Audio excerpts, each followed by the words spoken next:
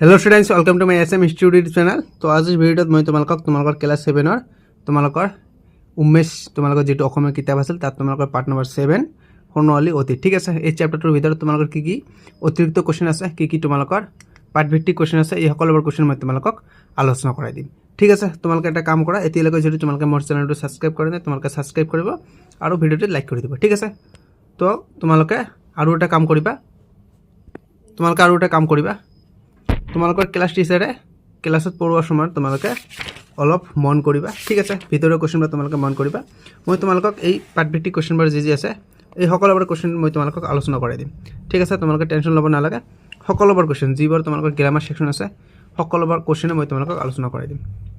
ঠিক আছে, তোমালোকে এটা কাম কৰা, মোৰ চেনেলটো তোমালোকে যদি এতিয়ালৈকে সাবস্ক্ৰাইব কৰা নাই তোমালোকে সাবস্ক্ৰাইব কৰিব আৰু ভিডিঅ'টো তোমালোকে লাইক কৰি দিব। ঠিক আছে, সকলোবোৰ কোৱেশ্চনে মই তোমালোকক আলোচনা কৰাই দিম, মই তোমালোকক প্ৰথমৰ পৰাই আলোচনা কৰাই দিম। ঠিক আছে, তো আহক আমি এই কোৱেশ্চনবোৰ পিডিএফ আকাৰে আলোচনা কৰোঁ। আহা, তো ইয়াতে আমাক প্ৰথম কোৱেশ্চন দিছে স্বৰ্ণৱালী অতীতৰ।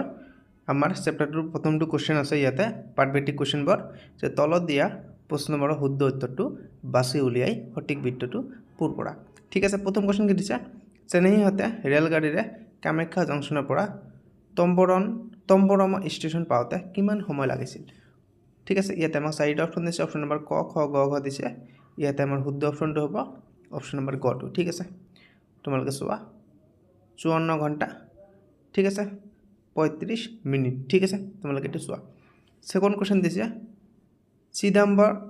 চিদাম্বৰম মন্দিৰৰ নটৰাজৰ মূৰ্তিটোত কি ধাতু অধিক পৰিমাণে মিহলি হৈছে। অপশ্যন নম্বৰ এ দিয়া আছে ল, অপশ্যন নম্বৰ বি দিছে অৰ্থাৎ অপশ্যন নম্বৰ খ দিছে তাম, অপশ্যন নম্বৰ গ দিছে আমাক ৰাং আৰু অপশ্যন নম্বৰ ঘ দিছে মম। তো আমাৰ ইয়াতে শুদ্ধ অপশ্যনটো হ'ব অপশ্যন নম্বৰ খটো তাম। ঠিক আছে, তো তোমালোকক মই এইখিনিতে এটা ৰিকুৱেষ্ট কৰিছোঁ, তোমালোকে যদি এতিয়ালৈকে মোৰ চেনেলটো সাবস্ক্ৰাইব কৰা নাই তোমালোকে সাবস্ক্ৰাইব কৰিবা। ঠিক আছে, তোমালোকে আজি ক্লাছ 7ত আছা, কালি তোমালোকে ক্লাছ 8, 9 হয়তো মেট্ৰিক দিবা। ঠিক আছে, তো তোমালোকক কৈছোঁ তোমালোকে চেনেলটো সাবস্ক্ৰাইব কৰা, তোমালোকৰ লাভৰ কাৰণে কৈছোঁ। তোমালোকক অনাগত দিনত এই চেনেলটোত বহুতো প্ৰয়োজন বাতৰ কৰাব। ঠিক আছে, সেইকাৰণে কৈছোঁ তোমালোকে আগতে সাবস্ক্ৰাইব কৰিলা, মই যি ভিডিঅ' ছাড়িম তোমাৰ মোবাইলত আগত নটিফিকেশ্যনটো যোৱাৰ কাৰণে তোমালোকে চেনেলটো সাবস্ক্ৰাইব কৰা। তৃতীয় কুৱেশ্চন কি দিছে আমাক, 3 নম্বৰ প্ৰশ্ন, দেওবাৰে কি কৈছে, দেওবাৰে 21 অৰ্থাৎ 21টা মানে হৈছে আমাৰ 9:30 বজাত তেওঁলোক তম্বৰম ৰেলৱে ষ্টেচনত উপস্থিত হ'লগৈ। সেই সময়ত 12 ঘণ্টীয়া ঘড়ীত কিমান বাজিছিল।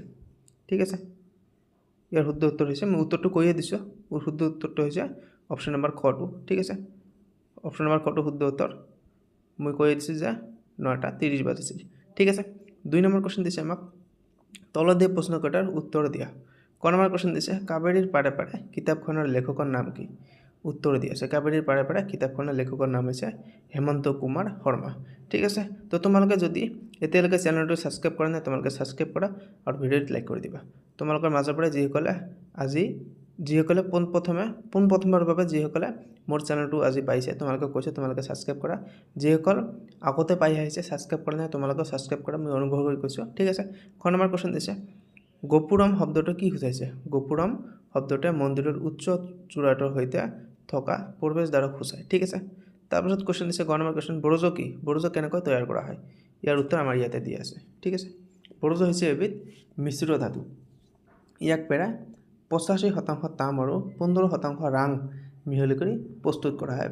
ঠিক আছে, তাৰপিছত আমাক ঘ নম্বৰ কুৱেশ্চন দিছে, নটৰাজ মূৰ্তিটো কি প্ৰযুক্তিৰে নিৰ্মাণ কৰিছিল।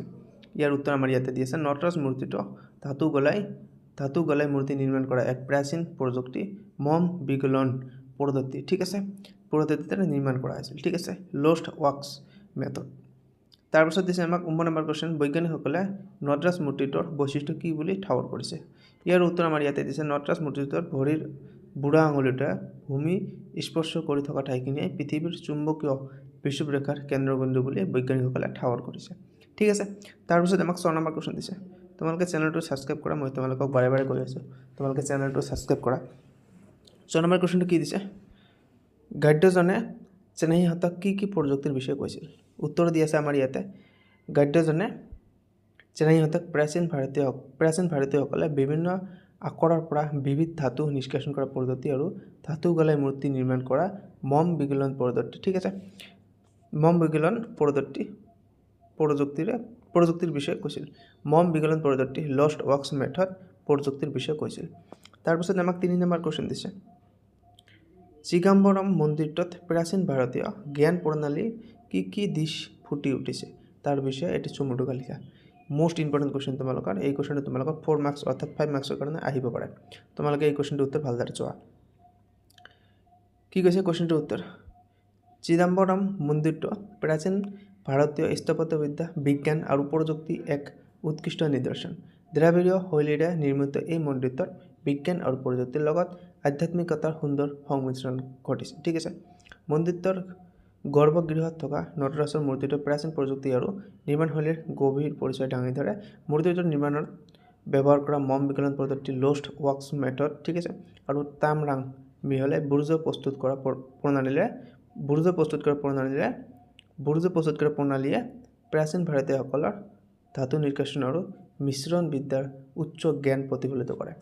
তদুপৰি নটৰাজৰ মূৰ্তিটোৱে ভূমি স্পৰ্শ কৰি থকা অংশটোক বিজ্ঞানীসকলে পৃথিৱীৰ চুম্বনীয় বিষুৱ ৰেখাৰ কেন্দ্ৰবিন্দু বুলি ঠাৱৰ কৰাটোৱে প্ৰাচীন ভাৰতীয় জ্ঞান প্ৰণালীৰ বৈজ্ঞানিক দৃষ্টিভংগী দৃষ্টকে সুন্দৰকৈ ফুটি উঠিছে। তাৰপিছত আমাক 4 নম্বৰ কুৱেশ্যন দিছে, অভিধান চাই বাওঁফালৰ শব্দবোৰৰ লগত সোঁফালৰ শব্দবোৰ আঁচনি মিলাও আহা। ঠিক আছে, তোমালোকে চোৱা, আমাক শব্দবোৰ দিছে, কুৱেশ্যনটো তোমালোকে চোৱা। শব্দ দিছে, অৰ্থ দিছে, স্থাপত্য দিছে, পুৰাতত্ত্ব দিছে, আধ্যাত্মিকতা দিছে, তাৰপিছত দিছে গোপুৰম দিছে, তিল্লাই দিছে, নটৰাজ দিছে আৰু গৰ্ভগৃহ দিছে। ঠিক আছে, উত্তৰ আমাৰ ইয়াতে দিছে। স্থাপত্য হৈছে গৃহ, অট্টালিকা আদি নিৰ্মাণৰ শিল্প।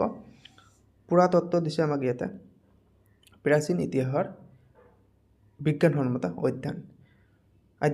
আধ্যাত্মিকতা দিছে আমাক মন আত্মা সম্বন্ধীয়। গোপুৰম দিছে মন্দিৰৰ উচ্চ প্ৰৱেশদ্বাৰ। তিল্লাই কি দিছে আদৰা ঠাইত গজা এবিধ গছ, তিল্লাই। নটৰাজ দিছে নৃত্যৰত শিৱৰ মূৰ্তি। গৰ্ভগৃহ দিছে মন্দিৰৰ ভিতৰত বিগ্ৰহ ৰখা অংশ। ঠিক আছে, তাৰপিছত আমাক ভাষা অধ্যয়ন দিছে। 5 নম্বৰ কুৱেশ্যন দিছে, তোমালোকে চোৱা। তলত দিয়া শব্দবোৰ পঢ়া আৰু শব্দৰ আগতে কি দিছে আমাক ইয়াতে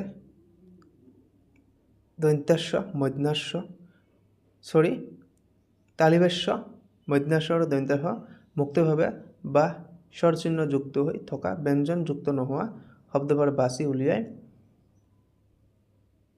তালিবাস্য, মধ্যাস্য, দন্ত্যাস্যৰ উচ্চাৰণ দন্ত্যাস্যৰ দৰে কোমল, খৰ দৰে আৰু স্বৰ দৰে হোৱা শব্দটো 3টা ভাগত লিখা। ঠিক আছে, তোমালোকে কুৱেশ্যনটো চোৱা। কিতাপত তোমালোকে এইটো কুৱেশ্যন দি আছে, তোমালোকে কুৱেশ্যনটো স্ক্ৰীণত চোৱা, উত্তৰখিনি তোমালোকে পাই যাবা। ঠিক আছে, তো তোমালোকে যদি এতিয়ালৈকে চেনেলটো ছাবস্ক্ৰাইব কৰা নাই, তোমালোকে ছাবস্ক্ৰাইব কৰা।